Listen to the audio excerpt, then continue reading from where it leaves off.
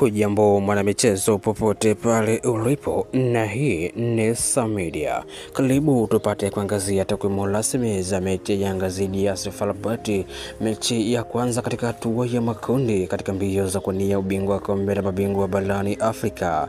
Nafikiri tangu msimu huu uanze, leo Yanga wamecheza mechi vizuri sana kwa muda mrefu uwanjani, na katika matukio mengi walikuwa shapu sana kufika kwenye matukio ya mpira. Walishinda mipira mingi, hasa ile ya pili katika maeneo mazuri uwanjani. Energy level ilikuwa nzuri, na nzuri zaidi hakukuwa na abiria uwanjani pale ambapo timu inatakiwa kujilinda. Yanga walikuwa wamejiandaa kuzuia njia yoyote ile ambayo ingejitokeza ya pasi ya ndani kutoka kwa FAR.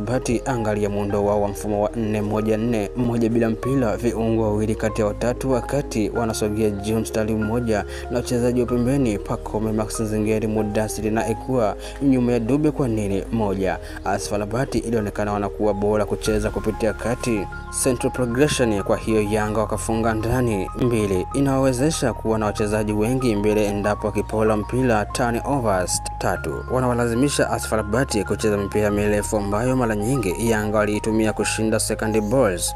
Nafikiri FAR walikuwa wanacheza wakiwa wanatafuta alama moja ya kuzuia hatua ya makundi, lakini bahati nzuri kwao, licha kupoteza leo, hawajapoteza vibaya idadi ya nafasi bora ambazo Yanga walitengeneza. Basi FAR leo hata mpango wao wa alama moja ulikuwa unaharibika. Hapakuwa na tofauti na kichapo cha goli 1-0.